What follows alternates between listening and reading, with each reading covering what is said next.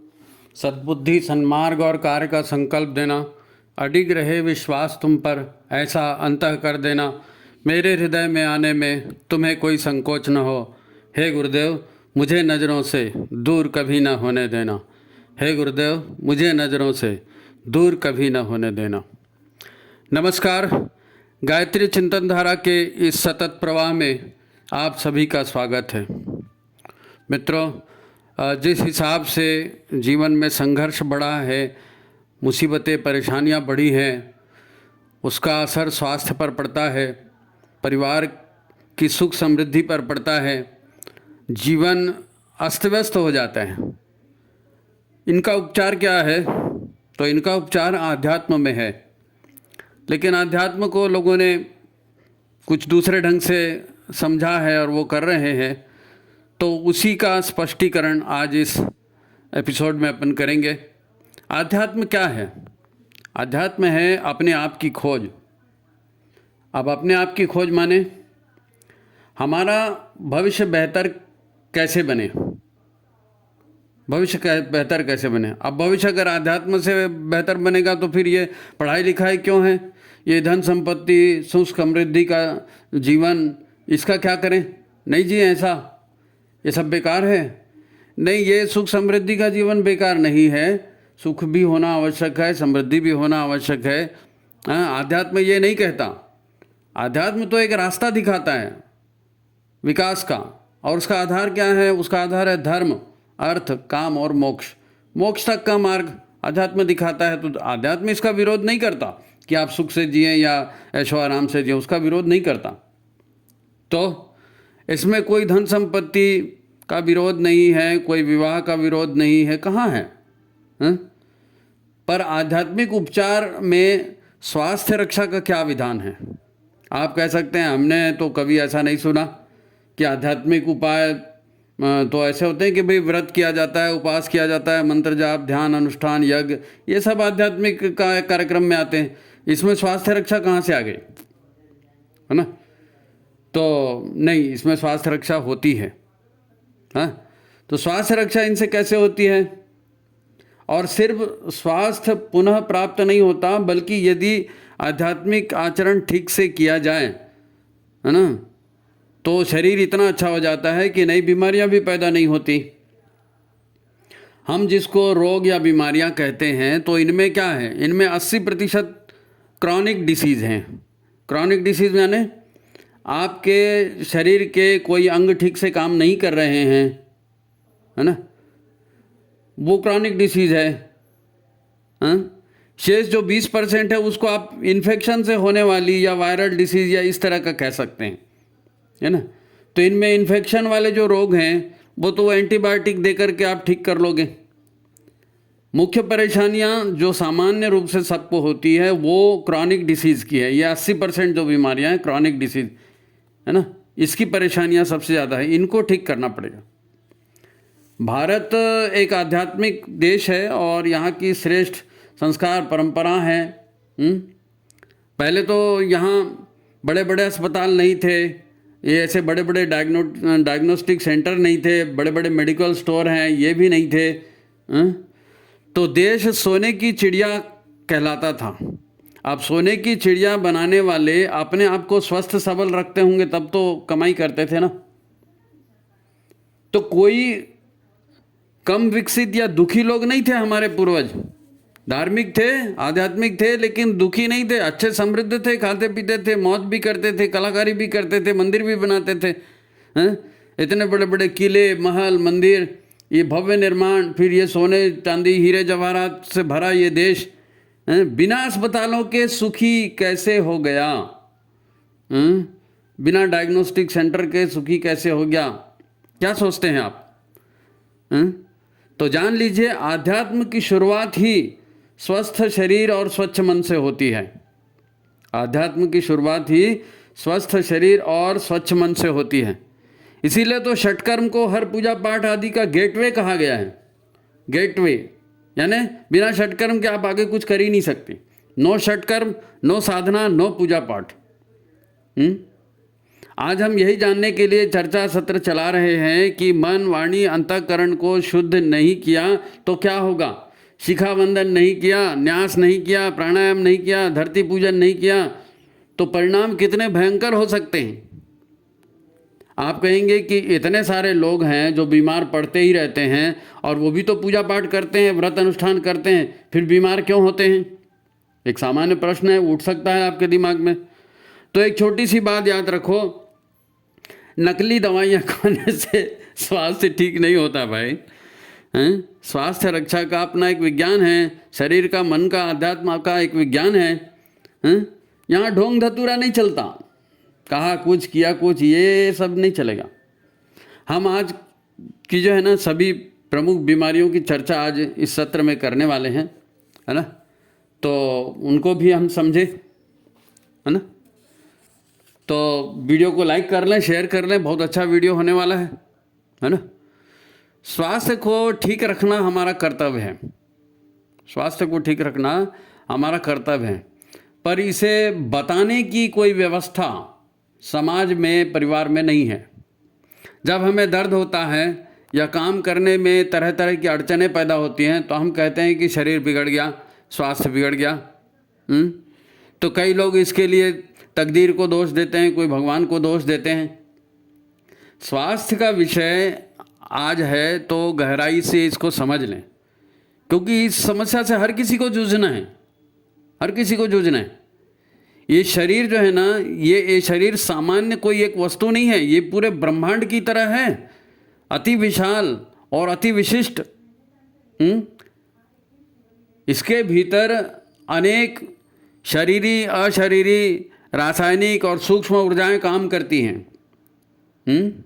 हमारे शरीर के भीतर में बहुत सारी काम करती, इनके अपने स्वतंत्र नेटवर्क हैं। अपने शरीर में ये सारे नेटवर्क काम करते हैं। तो जब इस शरीर को ठीक करने की बात आती है, स्वस्थ रहने की बात आती है, तो कई भौतिक और अभौतिक क्रियाओं को हमको जानना समझना पड़ेगा। हम जानेंगे समझेंगे क्योंकि हमारे शरीर के अंदर ये होता है, तो हमको इसको कंट्रोल करना पड़ेगा, तब तो शरीर ठीक रहेगा। हो सकता है ये आपको कुछ नया सा लगे, पर ब्रह्मांड की तरह शरीर के अंग प्रत्यंग और सारे जीव और फिर प्राण और फिर हमारे भावना, हमारे विचार, हमारी स्मृतियाँ आदि अनेक ऊर्जाएं इस खेल में शामिल हैं, अनेक ऊर्जाएं इसमें शामिल हैं। अगर ये सारा तंत्र ठीक रहा तो शरीर स्वस्थ रहता है। जब भीतरी जीवों और ऊर्जा तंत्र में गड़बड़ होती है तो ये पहले सर्दी के रूप में आती है, जुकाम होता है, हरारत होती है, बुखार होता है, या कभी डिहाइड्रेशन हो जाता है, कब्जियत हो जाती है। ये प्राथमिक लक्षण है, काहे के शारीरिक ऊर्जाओं का संतुलन बिगड़ रहा है, इसके ये प्राथमिक लक्षण हैं। परंतु भीतरी तंत्र की ओर ध्यान न दें तो ये अनेक क्रॉनिक और वायरल बीमारियों के रूप में बढ़ भी सकते हैं। फिर भी यदि इधर समुचित ध्यान न दिया जाए तो फिर शरीर धीरे धीरे और भी खराब होता है, और चेतना है, आत्मा जो भी कहो, वो शरीर अगर ज़्यादा खराब हो जाता है तो फिर इस शरीर को छोड़ के चले जाती है आत्मा, आदमी मर गया बोलते हैं। क्योंकि शरीर रहने के लायक होगा, काम करने के लायक होगा तो यहाँ चेतना रहेगी ना, नहीं तो कैसे रहेगी। शरीर मिला है आत्मा को, आत्मा को इस शरीर में आकर के कुछ काम करना है। ये शरीर किसी उद्देश्य से जुड़ा हुआ है, वो उद्देश्य पूरा नहीं होगा तो वो शरीर को निष्प्राण छोड़कर दूसरा शरीर ढूंढ लेगी, वहाँ जाकर काम करेगी। शरीर को तो ठीक होना जरूरी है, नहीं तो काम कैसे होगा, है नहीं। शरीर को ठीक करने के 4 प्रमुख सूत्र हैं, आप ध्यान से सुनिए। शरीर को ठीक करने के 4 प्रमुख सूत्र हैं। सबसे पहला सूत्र क्या है? पेट की व्यवस्था को ठीक करना। आपका पेट ठीक होना चाहिए, पेट ठीक नहीं होगा तो सारे रोगों की जड़ वहीं पेट से शुरू होती है। दूसरा, दिमाग को नकारात्मक ऊर्जाओं से मुक्त रखना। नकारात्मक ऊर्जाओं, भय, क्रोध, और ये जितने भी निगेटिव बातें हम बोलते हैं, दूसरे को नुकसान पहुंचाने की बातें करते हैं, अव्यवस्था की बातें करते हैं, ऊर्जा के क्षय की बात करते हैं। दिमाग को तनाव मुक्त रखने के लिए ईश्वरीय व्यवस्था को जानना पड़ेगा, है नहीं। दूसरा, दिमाग को नकारात्मक ऊर्जाओं से मुक्त करना है तो ईश्वर की जो सिस्टम है उस सिस्टम को समझना पड़ेगा कि कैसे नकारात्मक भाव पैदा होते हैं और फिर वो कैसे बीमारियों में परिवर्तित होते हैं, कष्टों में परिवर्तित होते हैं। तो फिर उस सिस्टम को समझ के सिस्टम का पालन करना पड़ेगा। मोटे रूप में कहें तो अपने विचार और अपनी भावनाओं पर नियंत्रण रखना पड़ेगा। और अंत में चौथा सूत्र है हमारा शरीर और ये शरीर जो है ये एक हार्डवेयर है, और ऐसा हार्डवेयर है जो ऑटोमेटिकली स्वस्थ भी होता है और ऑटोमेटिकली बिगड़ता भी है। जैसे अंतर की ऊर्जाओं का खेल होता है, अंदर की ऊर्जाएं सकारात्मक रही तो हेल्थ अच्छी हो जाती है, स्वास्थ्य अच्छा हो जाता है, अंदर नकारात्मकता बढ़ गई तो स्वास्थ्य खराब हो जाता है। इसके लिए जितने भी जॉइंट हमारे हैं, तो एक उपाय, चौथा उपाय जो है इसमें वो ये है कि इन जॉइंट्स का संचालन रेगुलर होना चाहिए। हम आपको जिम जाने के लिए नहीं कहते, आपको बहुत दौड़ धूप करने, व्यायाम करने के लिए नहीं कहते, लेकिन इतना ज़रूर है कि शरीर के जितने जोड़ हैं, उंगलियों के, एड़ी के, कंधे के, पीठ के, कमर के, इन जोड़ों को हिलाते रहना ज़रूरी है। अगर इन जोड़ों को नहीं हिलाते रहोगे तो फिर शरीर फिक्स हो जाएगा और बहुत सारी तकलीफ़ें उसके बाद चालू हो जाएंगी, लचीलापन ख़त्म हो जाएगा, काफ़ी कष्ट होता है इसमें, है ना। तो भारतीय संस्कृति परंपरा में जो आध्यात्मिक कर्मकांड धर्म कर्तव्य के नाम पर करने को कहा गया है, उसके माध्यम से ये चारों ही शर्तें पूरी होती हैं, चारों ही शर्तें पूरी होती हैं। अपन इसको आगे समझेंगे, है ना। शरीर और मन कैसे स्वस्थ और प्रसन्न रह सकता है ना। तो चौथा प्रमुख सूत्र जो है शरीर को सदा प्राणवान बनाए रखने का है, प्राणवान बनाए रखने का है ना। इसके लिए प्राणवान अन्न का खाना और उसको ठीक से पचाना और फिर प्राणायाम करना, और ये जो, क्योंकि प्राण मेन है, प्राण है तो जीवन है, प्राण चले गए मतलब शरीर मर गया ना। तो ये चौथा जो है ये प्राणवान बनने का, ये सब कर्मकांड में शामिल है। कर्मकांड आप करेंगे तो अगर ढंग से करेंगे तो वो उसमें शामिल है नहीं। तो अब आते हैं शरीर की रचना पर, क्योंकि शरीर कैसे बिगड़ता है ये कैसे पता चलेगा। विचारों का और कल्पनाओं का और चिंतन का और अव्यवस्थाओं का क्या कैसा प्रभाव पड़ता है ये समझना जरूरी है। शरीर के अंदर क्या हो रहा है हमारे, अगर बुरा हो रहा है तो उसको रोकना पड़ेगा ना। तो शरीर में एक आत्मा है, एक मन है ना। इसलिए शरीर को एक इकाई हम मानते हैं, परंतु इसकी रचना जिन अंग प्रत्यंगों से हुई है वो भी बहुत महत्वपूर्ण है। ये हड्डियाँ, ये मांस, ये बाल, ये नाखून, है ना, इनका मूल तत्व है जीवित कोशिकाएं। ये शरीर हमारा एक शरीर दिखता है, लेकिन ये बहुत छोटी छोटी जीविकाओं से, कोशिकाओं से, बैक्टीरियाओं से बना है और संचालित होता है। खुद हमारा शरीर छोटी छोटी कोशिकाओं से बना है। वैज्ञानिक गणना के अनुसार हमारे शरीर की रचना 60 ट्रिलियन जीवित कोशिकाओं से हुई है। हमारे शरीर में 60 ट्रिलियन, इकाई दाई सैकड़ा हजार गिनती करते रहो, 60 ट्रिलियन कोशिकाएं ये शरीर में ही पैदा होती हैं। शरीर में तरह तरह के काम करती हैं और काम करते करते मर भी जाती हैं और नई भी पैदा होती हैं। तो मोटा मोटी 60 ट्रिलियन कोशिकाएं हमेशा शरीर में एक्टिव रहती है। अब 60 ट्रिलियन माने कितना होता है मालूम है? ये संख्या बैठेगी 1 ट्रिलियन यानी 1 लाख करोड़। 1 ट्रिलियन माने 1 लाख करोड़ और 60 ट्रिलियन जीवित कोशिकाएं, यानी संख्या लगभग 60 लाख करोड़ जीवित कोशिकाओं से ये शरीर बना है। तो इन जीवित कोशिकाओं को खुश रखोगे तो शरीर खुश रहेगा, और ये जीवित कोशिकाएं खुश नहीं रहेंगी तो शरीर भी खुश नहीं रहेगा। सीधी सी बात है ना। सोचे, इनमें हर कोशिका का अपना जीवन है, हर कोशिका का। तुम्हारे हमारे भीतर में ये सारे कोशिकाएं हैं और ये कोशिकाएं जीवित हैं। ये कोशिकाएं जीवित नहीं रहेंगी तो मर जाएंगी, मर जाएंगी तो अंग को काट के फेंकना पड़ेगा। ये सारी कोशिकाएं जीवित हैं। इनके अपने काम हैं जो वो करते रहती हैं, है ना।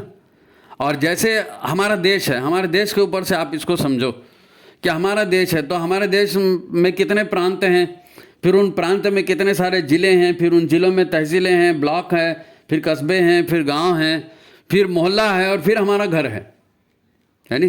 तो जैसे ये शरीर का ये देश का गठन होता है, ऐसे ही शरीर का गठन होता है। शरीर भैया मैं हूँ बोलना आसान है, लेकिन मैं के अंदर कितनी सारी बातें आती हैं। सब मिला के देश बनता है ना। तो इन सब कोशिकाओं से मिला करके और पूरे सारे तंत्रों को मिला करके हमारा शरीर बनता है। तो फिर उसके काम की चीज़ें जो अन्य, जैसे शरीर होता है ना, प्रांत होता है, तो एक प्रांत में कुछ अलग तरह के पदार्थ बनते हैं, कुछ अलग तरह की फैक्ट्रियाँ होती हैं, कुछ अलग तरह की उपज बनती है। तो कई प्रांत होते हैं, तो यहाँ का चावल वहाँ गया, वहाँ के खनिज वहाँ गई, वहाँ का उद्योग वहाँ गया, वहाँ के कर्मचारी वहाँ गए, ऐसा होता है ना हर प्रांत में। ऐसे ही हमारे शरीर में जितने अंग हैं, श्वास लेने वाले हैं, हृदय है, पाचन करने वाले हैं, किडनी है, गर्भाशय है, शुक्राणु के स्थान है, ये जितने भी अंग अवयव हैं शरीर के, ये सारे एक दूसरे से कनेक्टेड हैं, एक दूसरे को सहारा और पोषण देते हैं। जैसे हर प्रांत मिला के देश बनता है, ऐसे हर शरीर के अंग अवयव मिला के हमारा शरीर बनता है। और फिर इनके भी अंदर में तो जीवाणु है, हमने आपको बताया कि कोशिकाएं हैं, बेसिक तो है ना। तो अंग प्रत्यंगों की सहायता से, सक्रियता से ये शरीर चलता है। मन इस शरीर का प्रधानमंत्री है। मन ही तो चलाता है शरीर को। आप कहते हैं ना मेरा मूड नहीं है, मेरा मन नहीं है, तो मन ही चलाता है शरीर को। मन होगा तो काम करेंगे ना। तो मन इस शरीर का प्रधानमंत्री है। और आत्मा जो है ये उससे भी बड़ा है, राष्ट्रपति है।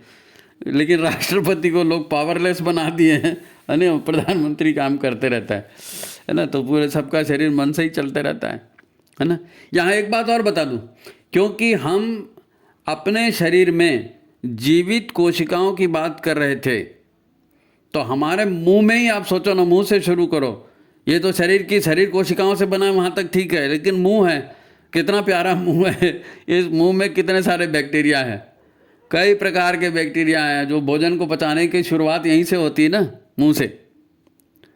पर सबसे ज़्यादा बैक्टीरिया हमारी आंतों में होते हैं, अतड़ियों में। 22 फीट की अतड़ी है, छोटी आंत और बड़ी आंत, इनमें सबसे ज़्यादा बैक्टीरिया होते हैं। और विशेषकर बड़ी आंत में, बड़ी आंत में ये आंतों के बैक्टीरिया ही असल में भोजन को पचाते हैं, और साथ ही साथ अनेक न्यूरोट्रांसमीटर या हार्मोन्स वगैरह जो कहते हैं ना, उसको पैदा करते हैं। न्यूरोट्रांसमीटर या हार्मोन, या ऑक्सीटोसिन है, आपने नाम सुना होगा, सीरोटोनिन है, डोपामिन है, ये सारे जितने भी न्यूरोट्रांसमीटर हैं, हार्मोन्स हैं, ये केवल बड़ी आंत में बनते हैं, केवल बड़ी आंत में बनते हैं। आपको लगता है खाना पचाते हैं, नहीं, बड़ी आंत में बड़ा दिमाग है ना। बड़ी आंत की दीवारों में एक चिकना सा पदार्थ होता है, म्यूसिलेज जैसा, है ना, चिकना चिकना। उसके भीतर में वो इन बैक्टीरियाओं का निवास है। बड़ी आंत में जो चिकना सा पदार्थ होता है, ये डिसेंट्री वगैरह में निकलता है ना, चिकना चिकना, तो उसके अंदर में वो बैक्टीरिया ही होते हैं, वो सारे निकलते हैं, है ना। इनकी कई प्रजातियां होती हैं जो बड़ी आंत में पाई जाती है। पूरे शरीर में तो हमने कहा ना कि 60 ट्रिलियन सेल हैं, लेकिन केवल इन आंतों में जो बैक्टीरिया होते हैं, इनकी कुल संख्या ये और ज़्यादा ज़बरदस्त है। कितनी? 100 ट्रिलियन पूरा शरीर बना, तो उससे ज़्यादा। और इनका अगर वजन नापोगे तो ये लगभग 1.5 किलो बैक्टीरिया होते हैं, 1.5 किलो। और शरीर कहाँ से चलता है? पेट और दिमाग से। तो ये पेट में यही पूरे आते हैं, ये 100 ट्रिलियन बैक्टीरिया अलग अलग प्रजाति के। और दिमाग को तो आप जानते हैं, ये इसको कहते हैं गट बैक्टीरिया, है ना।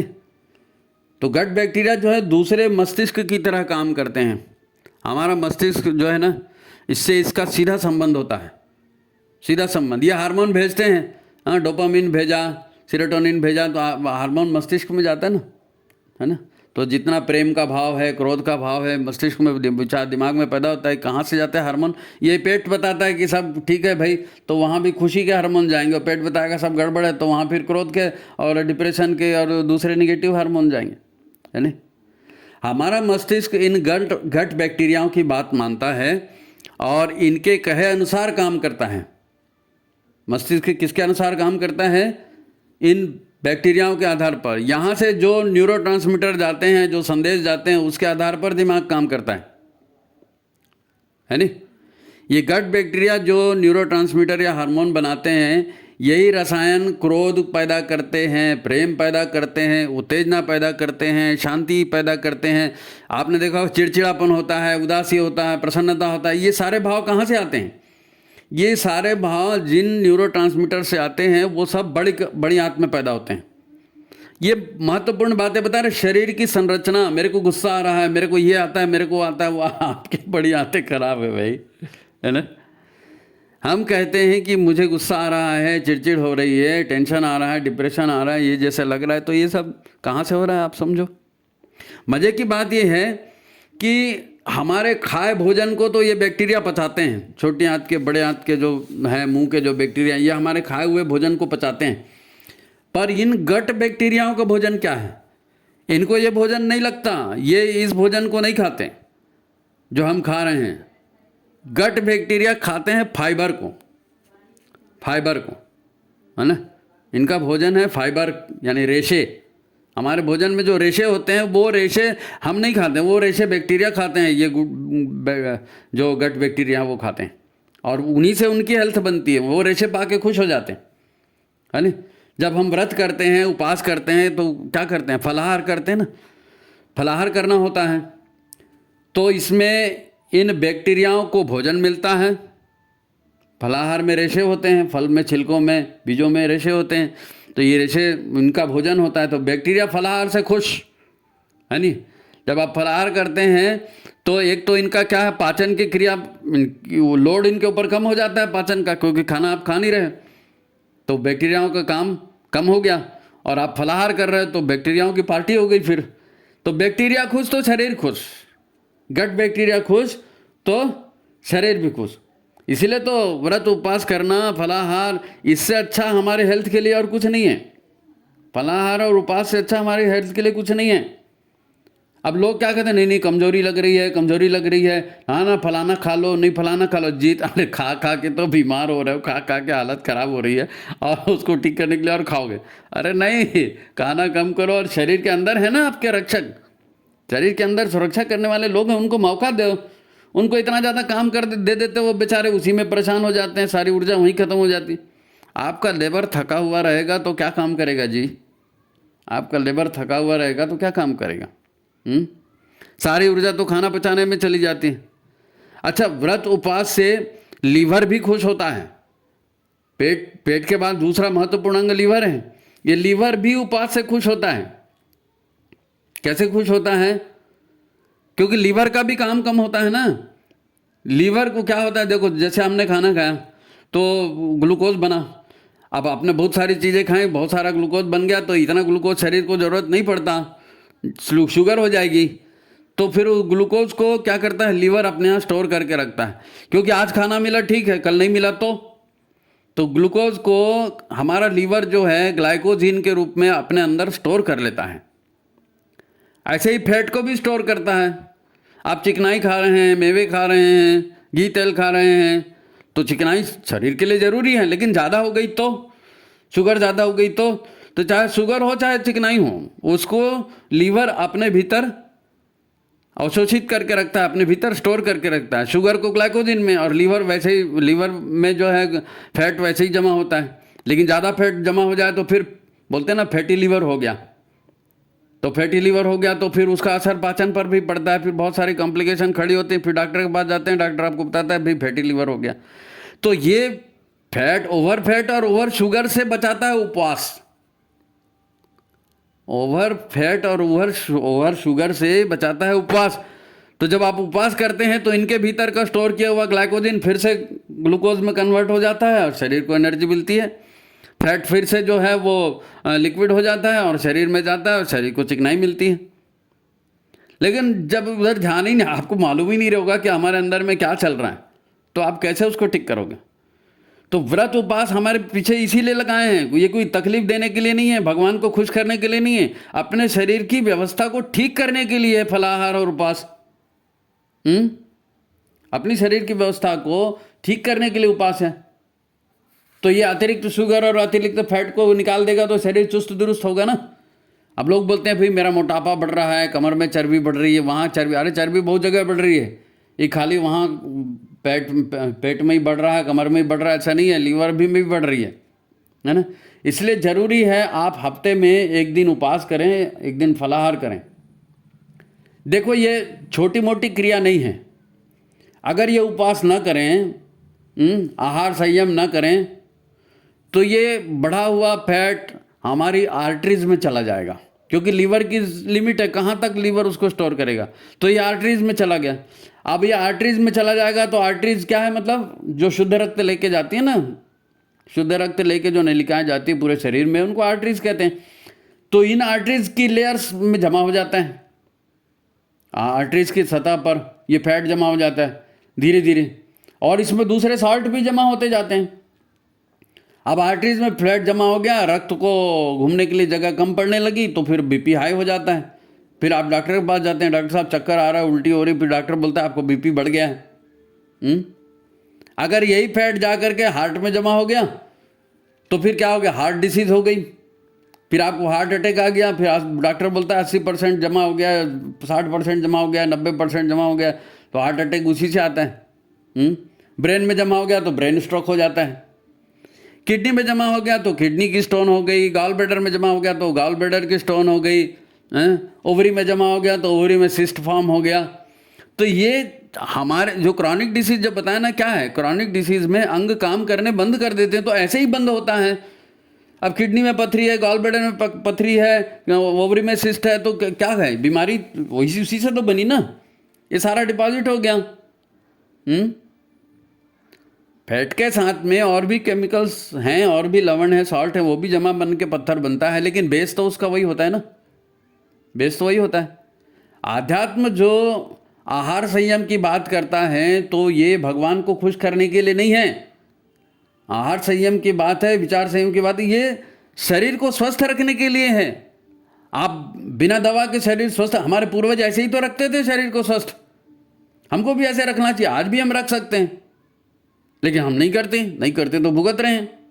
अब जो लोग बार बार चाय कॉफ़ी पीते रहते हैं, बार बार नाश्ता करते रहते हैं, ये प्रसाद खा लो वो प्रसाद खा लो, दिन में 2 बार नाश्ता, दिन में 3 बार खाना, तो पेट और आंतों में एसिड बढ़ जाता है, खाना ठीक से पचता नहीं है, फिर गैस बनती है। यही तो फिर रक्त में, मतलब यही एसिड जो है ये रक्त में चला जाता है। एसिड को अम्ल को एसिड कहते हैं ना, तो बोलते हैं ना हमारी एसिडिटी बढ़ गई, तो एसिडिटी बढ़ जाती है तो अल्सर पैदा होता है, एसिडिटी बढ़ जाती है तो वो एसिडिटी जो है हड्डियों के जोड़ में जो ये होता है ना लिक्विड, उसमें जाके जमा होते जाता है एसिड। आप डॉक्टर के पास जाते हैं, डॉक्टर साहब यहाँ पेन हो रहा है, तो डॉक्टर बताता है भैया आपका यूरिक एसिड बढ़ गया है। एसिडिटी का दूसरा नाम है यूरिक एसिड बढ़ गया, यूरिया के साथ गया तो यूरिक एसिड हो गया। अब ये जोड़ों का दर्द आर्थराइटिस में बदल जाता है। अगर गैस ज़्यादा बनती है, गैस पास नहीं होती है, आप रात बेरात को खाते हैं, बार बार खाते हैं, गैस बनते ही रहती है, तो फिर क्या होगा, वो एक्स्ट्रा गैस कहाँ जाएगी। गैस जो है शरीर में स्टिफनेस लाती है, कठोरता, स्टिफनेस, फ्लेक्सिबिलिटी खत्म हो जाती, विशेषकर हाथ की उंगलियां ठीक से काम नहीं करेंगी, कंधा ठीक से काम नहीं करेगा, पीठ में दर्द होगा, रीढ़ की हड्डी में दर्द होगा, कमर में दर्द होगा, ये सब वो वायु विकार से होता है। आर्थराइटिस, स्पॉन्डिलाइटिस, और यहाँ तक कि पैरालिसिस भी इसी से होता है, दिमाग में जाके जमा हो गई तो पैरालिसिस हो गया। शरीर का स्वास्थ्य बनाए रखने के लिए बार बार खाते रहना ठीक नहीं है, इससे शरीर में सुस्ती आती है। बड़ी आंत में गुड बैक्टीरिया होते हैं ना, वैसे ही हमारे शरीर में बैड बैक्टीरिया भी होते हैं। जब आप बार बार सब चीज़ें खाते रहोगे तो ये बैड बैक्टीरिया जो है उठ करके छोटी आंत में चले जाते हैं, छोटी आंत में चले जाते हैं, और वहाँ जा कर के फिर ये जो है ना तरह तरह की चीज़ें फरमाइश करते हैं, क्योंकि इनको ये अंदर जाके बोलते हैं नहीं चटपटा चीज़ खाओ, बर्गर खाओ, चाट पकौड़ी खाओ, तेज स्वाद वाले मसाले वाले चीज़ें खाओ, मटन खाओ। ये डिमांड पैदा करते हैं कौन? ये बैड बैक्टीरिया, ये खा खा के मरो बोलते हैं। तो आदमी को सीधा साधा भोजन फिर अच्छा नहीं लगता। कुछ बोले खिचड़ी खा ले, दलिया खा ले, अरे ये भी कोई खाना है? सब्जी खा ले तो बोले नहीं ये तो घास पत्ती मैं नहीं खाता। तो ये खा खा के तरह तरह की बीमारियां हम पैदा कर लेते हैं, खुद ही पैदा करते हैं, खुद ही पैदा करते हैं। आध्यात्मिक क्रियाएं जो है ना, ईश्वर का भजन करना, मंत्र जाप करना, तरह तरह के अनुष्ठान करने से हमारे शरीर और हमारे मन को नियंत्रित करने में मदद मिलती है।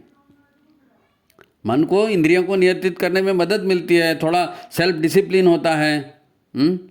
आप बहुत सारे दिमाग में झंझटें हैं, तो आप क्या करेंगे? ईश्वर उपासना करेंगे, भगवान को बताएंगे, हे भगवान ऐसा ऐसा हो रहा है, ये ऐसा ऐसा टेंशन हो रहा है।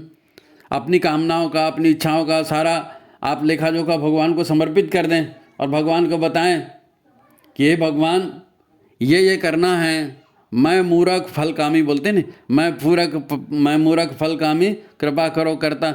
तो भगवान को बताइए कि मेरे अंदर ये कामना उठ रही है, मैं मूर्ख हूँ, लेकिन करना क्या है आप बताओ। तो ये आध्यात्म में बैठेंगे, आध्यात्म की क्रियाएं करेंगे तो ये होगा ना, तब ये होगा।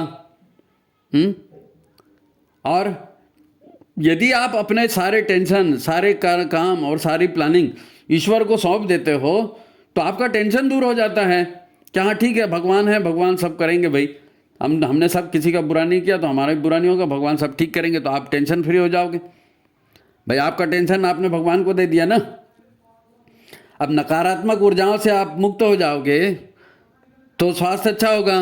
नहीं तो दिमाग की ये उदासी जो है, ये तनाव है ना, तनाव में बदल जाएगी। अब ये तनाव बड़ी आंतों में चला जाएगा तो 100 ट्रिलियन जो बैक्टीरिया हैं आपकी बड़ी आंत में, उनके पास बुरे और उदासी के हार्मोन्स पैदा करने का संदेश जाएगा कि नहीं भाई मामला ठीक नहीं है। तो उदासी के हार्मोन बनेंगे, न्यूरोसाइट ऐसे बनेंगे जो दिमाग और पेट दोनों की गतिविधियों को बिगाड़ देंगे। दिमाग भी ठीक से काम नहीं करेगा, उदास रहेगा, डिप्रेशन में रहेगा, और पेट भी ठीक से काम नहीं कर। टेंशन में कहाँ पेट ठीक से काम करता है जी? नहीं काम करता है। आपने देखा होगा जब आपको कोई वायरल डिसीज़ वगैरह हो जाती, कुछ होता है, तो डॉक्टर आपको एंटीबायोटिक दवाइयाँ देते हैं। तो एंटीबायोटिक दवाइयाँ देने के बाद आपको क्या बोलता है वो? दही भात खाओ। क्यों बोलता है? इसीलिए बोलता है कि दही जो है ना, इसमें बैक्टीरिया होते हैं, गुड बैक्टीरिया होते हैं। ये गुड बैक्टीरिया आपके शरीर में जाएंगे तो आपकी हेल्थ को अच्छा करेंगे। उन्होंने तो एंटीबायोटिक दे दिया, उसके साथ में जो बुरे बैक्टीरिया मरने थे, वायरस मरने थे, उसके साथ में अच्छी बैक्टीरिया भी मार डाले। अब अच्छे बैक्टीरिया मर गए तो शरीर कैसे ठीक चलेगा? इसलिए फिर कांजी पीने के लिए बोलते हैं, बासी खाने के लिए बोलते हैं, दही खाने के लिए बोलते हैं। ये सारा तंत्र है, ये सारा तंत्र है ना।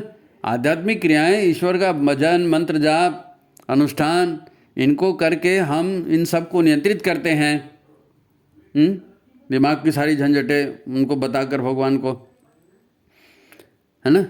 अब आपको ये जो दिमाग के हर उदासी चले गई आपकी बड़ी आंत में, वहाँ के जो बैक्टीरिया है वो फिर वो जो निगेटिव हार्मोन पैदा करते हैं, उससे क्या होता है, फिर आपको भूख नहीं लगती है, फिर नींद नहीं लगती है। फिर कई लोग बोलते हैं हमारे बाल झड़ रहे हैं, पेट साफ नहीं हो रहा है, नाखून टूट रहे हैं, सिर दर्द हो रहा है, माइग्रेन हो रहा है, कई तरह की तकलीफ़ें शुरू हो जाती। यदि आप कच्ची सब्जियां खा रहे हैं, फलाहार खा रहे हैं, रसाहार ले रहे हैं, तो गट बैक्टीरियाओं को उनका सही भोजन मिलता है और पेट की जो है ना हार्ड वर्किंग वो कम हो जाती है। बैक्टीरियाओं को भोजन भी मिलता है और उनका काम भी कम हो जाता है। तो जो भी काम बचा रहता है वो खुशी खुशी करते हैं और सारी बीमारियों को वही ठीक कर देते हैं खुद। बिना खाए आपकी बीमारियां ठीक हो जाती हैं। लोग हमको बार बार फ़ोन करते हैं, क्या करें आजकल तबीयत ठीक नहीं रहती है, तो मैं ज़रा संभल के खा रहा हूँ, संभल के दवाइयाँ। अरे पेट आपका ठीक नहीं रहता, आपको तबीयत ठीक नहीं रहती, उसका कारण सारा पेट और दिमाग में है।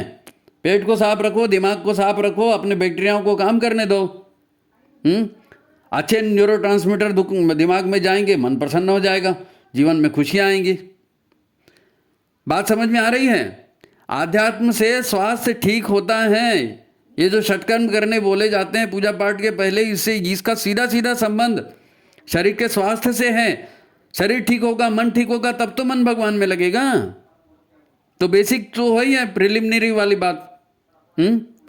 अरे ये आत्मा जो शरीर में है, ये शरीर उसी को मिला है। मन को जिम्मेदारी मिली है कि तुम शरीर की इंद्रियों से ठीक ठाक काम करवा लो, हैं? अब मन चंगा तो कटौती में गंगा, मन लागो मेरो यार फकीरी में। कबीरदास तो डांस कर रहे हैं कि गरीबी भी है तो भी क्या हुआ, मन हमारा फकीरी में ही लग गया, मस्त मलंग हो गए हम। इसीलिए आध्यात्म जो है ये मन पर विवेकपूर्ण नियंत्रण की बात करता है, निषेध नहीं करता, जबरदस्ती इच्छाओं को दबाने की बात भी नहीं करता, विवेकपूर्ण नियंत्रण की बात करता है अध्यात्म। गुरु के मार्ग पर चलने की बात करता है। मन को अगर हम सन्मार्ग पर लाने का प्रयत्न नहीं करेंगे, इसको ज्ञान का प्रकाश, सज्जनों की संगत नहीं देंगे, तो ये फूलकर अहंकारी हो जाएगा। और मन है जो मनमानी करेगा, और मनमानी करता है मन तो क्या कहता है, अरे यार जवानी बार बार नहीं आती, जब तक इंद्रियां काम कर रही है भोग करो, जब तक इंद्रियां काम कर रही है भोग करो। इंद्रियां शिथिल हो जाएंगी तो फिर क्या करोगे? पूजा पाठ तो बुढ़ापे में भी कर सकते हो, पूजा पाठ बुढ़ापे के लिए रख के जवानी में शरीर को भोग, इंद्रियों को भोग कर करके शरीर को खराब कर लो तो कर लो। आज दुनिया यही कर रही है। 24 साल 28 साल 30 साल के लोगों को हार्ट अटैक आ रहे हैं, माइग्रेन हो रहा है, यही सब हो रहा है। तो उसी से तो बोल रहे हैं कि आध्यात्म की शरण में जाना है। यूरिक एसिड बढ़ गया साहब, सिस्ट फॉर्म हो गए, मंथली क्लियर नहीं आ रही है, पेट खराब हो गया। पेट की खराबी आपको मालूम है, दांत में दर्द शुरू हो जाता है पेट की खराबी से। बहुत संबंध, सीधा संबंध, बालों से, नाखून से, दांत से, सबसे सीधा संबंध है। अब देखो एक बात है, गंभीर बात है, दिमाग टेंशन में ऊर्जा खा जाता है ना। जितनी भी शरीर में ऊर्जा बन रही है, यदि दिमाग में टेंशन होगा तो वो ऊर्जा वहीं टेंशन को रिलीज करने में ख़त्म हो जाएगी। और ज़्यादा टेंशन पालते रहोगे, वही सोचते रहोगे, तो फिर ऊर्जा कम पड़ेगी और आप बीमार पड़ोगे। गट बैक्टीरिया भोजन पचा नहीं पाएंगे। दिमाग में और शरीर में गर्मी यानी नकारात्मक ऊर्जा बढ़ जाएगी। दिमाग में और शरीर में नकारात्मक ऊर्जा बढ़ जाएगी, आपको कुछ भी अच्छा नहीं लगेगा। आपको बता दूं, हमारी हर कोशिका में, थोड़ा डिटेल हो रहा है लेकिन समझिए आप इस चीज़ को, कि ये जितनी 60 ट्रिलियन कोशिकाओं से हमारा शरीर बना है, तो हर कोशिका में एक छोटा सा अंग होता है, उसको कहते हैं माइटोकॉन्ड्रिया। माइटोकॉन्ड्रिया, शरीर भर के माइटोकॉन्ड्रिया बायो इलेक्ट्रिसिटी बनाते हैं, जैव विद्युत यहाँ बनती है। दिमाग और पेट की नकारात्मकता इस ऊर्जा का नाश कर देती है। नकारात्मकता हटाने के लिए ऊर्जा लगेगी ना, तो ये ऊर्जा पूरे शरीर के कोशिकाओं से सारी ऊर्जा लेकर के आप वहाँ ख़त्म कर दिए।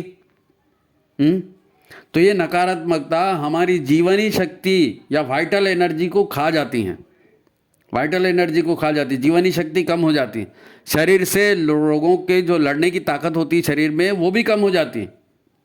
तो फिर क्या होता है, मलेरिया हो गया, डेंगू हो गया, अभी कोरोना आ गया, टीबी आ गया। तो ये जितने वायरल डिसीज है वो क्यों बनते हैं? आपके इम्यूनिटी पावर कम हो गया। काहे से कम हो गया? ये उल्टी सीधी बातें हो गई, सारी ऊर्जा तो वहीं खप गई आपकी। तो ऊर्जा तो बननी थी और ऊर्जा पर्याप्त दी है भगवान ने। षटकर्म में हम न्यास करते हैं ना, तो न्यास क्या है? इंद्रियों को सन्मार्ग पर चलाए रखने का भगवान को आश्वासन दे रहे हो कि ये भगवान हम अपनी इंद्रियों को अच्छे से चलाएंगे। फिर प्राणायाम कर रहे हो, षटकर्म का एक हिस्सा प्राणायाम है। ओम भू ओम भुआ ओम स्वाहा रट दिए, बोल दिए नहीं। प्राणायाम करके अपने भीतर की प्राण ऊर्जा को बढ़ाएंगे तो नकारात्मकता कटेगी। प्राण ऊर्जा बढ़ाकर नकारात्मकता को भस्म किया जाता है। गुरु गायत्री का आह्वान करते हैं, सद्बुद्धि हमारे को मिले, सन्मार्ग हमको पता चले। सद्बुद्धि सन्मार्ग कार्य का संकल्प देना है नहीं, तो गुरु गायत्री भी उसी के लिए है। यहाँ तक कि साधकों को भूमि पर सोने के लिए निर्देश दिए जाते हैं। जमीन पर सोना, अनुष्ठान करते हैं बोलते हैं ना, जमीन पर सोना। क्यों जमीन पर? ताकि ये जितनी निगेटिव ऊर्जा जो है शरीर में आ गई है ना, जो तनाव आ गया है, जो जब धरती माँ की गोद में सोएंगे तो ये सारी नकारात्मकता धरती माँ में विलीन हो जाएगी। भूमि से शरीर का ज़्यादा से ज़्यादा संपर्क रहेगा तो व्यक्ति ज़्यादा से ज़्यादा स्वस्थ रहेगा। भूमि से जुड़ना जरूरी है। अनेक बीमारियों को दूर करने के लिए आजकल तो 0 वोल्ट थेरेपी चल रही है। 0 वोल्ट थेरेपी, शरीर में जो नकारात्मक ऊर्जा बढ़ जाती है, हाइपरटेंशन हो जाता है, वो तांबे के तारों से उसको अर्थिंग दे करके और शरीर को ठीक करते हैं। तो ये जितने भी आध्यात्मिक कर्म कांड हैं, विशेष करके षटकर्म, इन सबको अगर ढंग से किया जाए, केवल षटकर्म ही ढंग से किया जाए, तो आप अपने शरीर को वैसे ही कंट्रोल कर लोगे। हमारे पूर्वज ऐसे ही कंट्रोल करते थे। कहाँ उस समय इतने बड़े हॉस्पिटल और डायग्नोस्टिक सेंटर और फलाने और ठिकाने थे। शरीर की व्यवस्था ठीक कर लो। नहीं साहब, हमने तो बिगाड़ दिया और डॉक्टर से पूछ रहे हैं, डॉक्टर मेरे को क्या हो गया, इसको ऐसा ऐसा करेंगे तो कैसे होगा, डॉक्टर बताएगा ये गोली खाओ, ये फलाना खाओ, इसका ये रिएक्शन होगा, इसलिए ये खाओ वो खाओ। फंसो उस चक्कर में। दुनिया का सबसे ज़्यादा प्रॉफिटेबल बिजनेस है मेडिकल का। आप बीमार नहीं पड़ोगे तो उनका धंधा कैसे चलेगा। गुरुदेव चाहते हैं धरती स्वर्ग बने, है ना। तो मनुष्य को अपने अंदर को समझना पड़ेगा। अपने आप को जानो माने क्या है, इन सारे तंत्र को समझना है, इन सारे तंत्र को समझना है। वंदनीय माता जी की जन्म शताब्दी आई है, जन जन में आध्यात्मिकता और अच्छे स्वास्थ्य का संदेश लेकर आई है। आप इसको गंभीरता से सुनिए, 2-4 बार सुनिए और लोगों को सुनाइए, भेजिए लोगों को। गायत्री चिंतन धारा है, गायत्री के माध्यम से हम क्या संदेश दे रहे हैं वो लोगों तक जाना चाहिए। लोक कल्याण के लिए है ये, है ना। तो फिर आप वीडियो को लाइक करिए, वीडियो को शेयर कीजिए, लोगों के पास भेजिए, है ना, लोगों के पास भेजिए। और हम फिर आपको बताते हैं कि भैया गायत्री चिंतन धारा में 230 के लगभग वीडियो हैं। आप कई कई बीमारियों पर, कई कई मतलब समस्याओं पर वीडियो बनाने के लिए कहते हैं, तो ये ऑलरेडी बहुत सारे वीडियो बने हुए हैं। आप एक बार यूट्यूब में जाइए, गायत्री चिंतन धारा सर्च कीजिए, उसमें बहुत सारे वीडियो आपको मिलेंगे, है ना। और फिर भी कुछ होगा तो आप व्हाट्सअप करिए हमको। जिनको प्रश्नों के उत्तर चाहिए या बातचीत करनी है वो व्हाट्सअप जरूर करो। ऐसा वो आपका नंबर ही नहीं रहेगा तो हम कांटेक्ट कैसे करेंगे। और जब फ़ोन करोगे तो हम उठा लें, कोई ज़रूरी थोड़ी है, कहीं ना कहीं बिजी रहता है आदमी। ठीक है, तो उम्मीद है आपको आज का ये वीडियो पसंद आया होगा, है ना। तो युगाधिपति महाकाल की जय। भगवान सबका कल्याण करें। गुरुदेव माता जी का आशीर्वाद आपको मिलता रहे। आज की बात समाप्त। सभी को प्रणाम, नमस्कार।